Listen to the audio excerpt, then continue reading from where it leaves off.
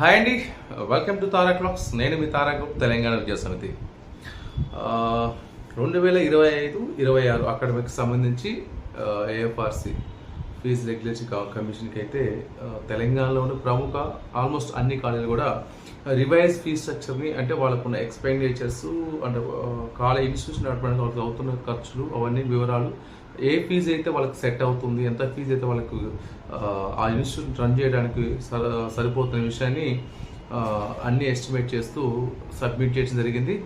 దానిలో ప్రస్తుతం ఉన్న ఫీజు స్ట్రక్చర్ మించి భారీగా పెరిగే అవకాశం ఉంది.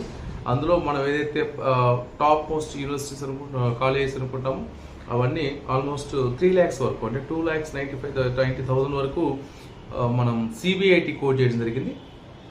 తర్వాత వాసి వాళ్ళు ఉన్నారు, విఎన్ఆర్ విజ్ఞాన్ జ్యోతి ఉంది, MGIT CBIT second campus, MGIT వాళ్ళు కూడా మొత్తం 5 యూనివర్సిటీస్ 2 లక్షల అబవ్ ఉన్నాయి. మిగతాయి అప్ టు 2 lakhs, సివిఆర్ కానీ, గోకరాజు కానీ, తర్వాత వర్ధమాను, సెయింట్ మార్టిన్స్, ఇట్లా అప్ టు 2 lakhs వరకు ఇంకొక ఉన్నాయి. అంటే ఆల్మోస్ట్ ఎగ్జిస్టింగ్ ఫీజ్ స్ట్రక్చర్ కంటే కూడా ₹1,00,000 అనేది అదనంగా 50,000 నుంచి 1,00,000 వరకు పెరిగే అవకాశం ఉంది. అంటే మనకు లాస్ట్ ఇయర్ ఉన్న ఫీజ్ స్ట్రక్చర్ కంటే ఎక్కువ రెట్టింపు అయ్యే అవకాశం కూడా ఉంది. ఒక 5-6 యూనివర్సిటీస్కి 1 or 2 inches తగ్గుతాయి, కానీ అది నామినల్, అంటే అంత ప్రిఫరబుల్ కాలేజీలు కావు, కొంచెం నామినల్కి, అంటే చిన్న కాలేజీలే ఉంటాయి. అయితే పేరెంట్స్కి ఉండే డౌట్ ఏంటంటే, మేము లాస్ట్ ఇయర్ జాయిన్ అయినాం కదా, సెకండ్ ఇయర్లో ఉన్నాము, థర్డ్ ఇయర్ ఉన్నాము, ఇవి పెరిగే ఫీజులు అనేవి మా పిల్లలకైనా ఎఫెక్ట్ అవుతుందనే చిన్న అనుమానం కూడా వ్యక్తం చేస్తున్నారు. సో వాళ్ళ అనుమానాన్ని నివృత్తి చేయడం కోసం చెప్పదలుచుకున్నది అంటే, పెరిగే ఫీజ్ స్ట్రక్చర్స్ అంటే ఇప్పుడు ఇవి అన్ని ప్రపోజల్స్ మాత్రమే. మాకు ఇన్స్టిట్యూషన్ అవడానికి మాకు ఇంత ఖర్చు అవుతుంది, గవర్నమెంట్ చెల్లిస్తున్న ఫీజు కానీ పిల్లలు కడుతున్న ఫీజుతో మాకు నష్టం జరుగుతుంది, మాకు కొంత ఫీజులు కావాలి, కొంచెం పెంచాల్సి ఉంటుందని చెప్పేసి ఇది రిక్వెస్ట్ మాత్రమే. దీన్ని వాళ్ళు ఇచ్చిన ఎస్టిమేషన్స్, వాళ్ళకి పంపిన ప్రపోజల్స్ ఫీజు రెగ్యులేటరీ కమిషన్ ఒకసారి వెరిఫై చేసుకొని ఎంత ఫీజు అయితే వాళ్ళకు యాప్ట్గా ఉంటుంది, అట్ ద సేమ్ టైం పిల్లలకు, పేరెంట్స్కి, ప్రభుత్వానికి బడ్డీని కాకూడదు. ఎందుకంటే 10,000 రూపు ర్యాంక్ ఉన్న ప్రతి స్టూడెంట్కి కూడా గవర్నమెంటే ఫీజు రియంబర్స్మెంట్ కూడా పే చేస్తుంది. కాబట్టి ఇవన్నీ అడిషనల్గా ప్రభుత్వానికి బర్డెన్ అవుతుంది. ఎందుకంటే 10,000 రూపు ర్యాంక్ ఉన్న ప్రతి ఒక్కరూ మనం ఏదైతే కోడ్ చేస్తున్నామో 2 లక్షలు 3 లక్షల ఫీజులు అనేవి పెంపుదలకి ఏఎఫ్ఎస్కి పంపారో, ఆ కాలేజీలన్నీ కూడా టాప్ కాలేజెసే, ర్యాంకర్స్ కూడా అందులో జాయిన్ అయ్యే అవకాశం ఉంది. ఆ ఫీజు పెంపు భారం కూడా ప్రభుత్వానికి పెనుభారం అవుతుంది. సో అవన్నీ క్యాలిక్యులేట్ చేసుకొని వాళ్ళు పంపిన ప్రపోజల్స్ గవర్నమెంట్ సాధక బాధకాలు చెక్ చేస్తూ ఎంతో కొంత పెంచడం అనేది జరుగుతుంది.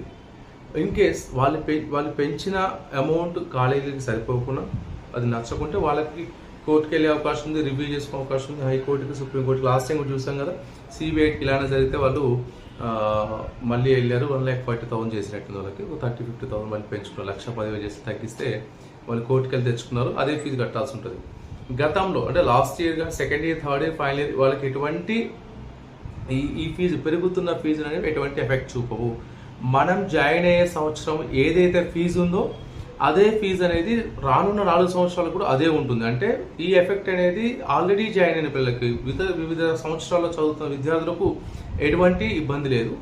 ఇప్పుడు అకాడమిక్ ఎవరైతే అడ్మిషన్ తీసుకుంటారో అనుకున్నారో ఈ పిల్లలకి మాత్రమే ఈ ఫీజు వర్తిస్తాయి. రానున్న 4 సంవత్సరాలు ఇవే ఫీజులు ఉంటాయి. ఇన్ కేస్ ఏమైనా కాన్ఫ్లిక్ట్ అయ్యి, అంటే కోర్టు కాలేజీలకు గవర్నమెంట్ మధ్య సయోధ్యకులకు వాళ్ళు ఇచ్చిన అమౌంట్ వీళ్ళు ఒప్పుకోకుండా, వీళ్ళు ఇచ్చిన అమౌంట్ వాళ్ళు ఒప్పుకోకుండా కానీ కోర్టుకు వెళ్తారు కదా, అలాంటి స్పెసిఫిక్ కండిషన్ తప్ప అదర్వైజ్ ఇవే ఫీజులు 4 years పాటుగా ఉంటాయి. గతంతో పోలిస్తే ఒక 10-15 కాలేజీలకు ఒక 50,000 నుంచి 1,00,000 వరకు పెరిగే అవకాశం ఉంది.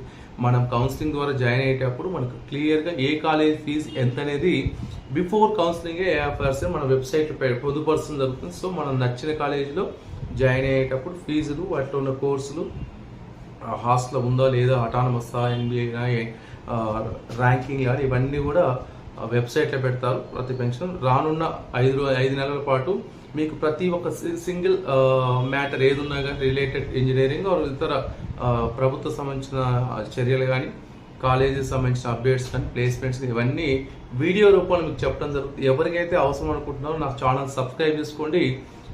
ఈ ఛానల్ని మీరు ఇంట్లో ఉండి కూడా ఆ రాష్ట్రంలో కానీ ఇతర రాష్ట్రాల్లో ఉన్న కాలేజ్ వివరాలు కూడా మీకు కూర్చుని చోట చూడొచ్చు. మీకు కావాల్సిన సమాచారం జెన్యూన్ యాక్యురేట్గా ఇవ్వడం జరుగుతుంది. గతంలో మీరు చూస్తున్నారు.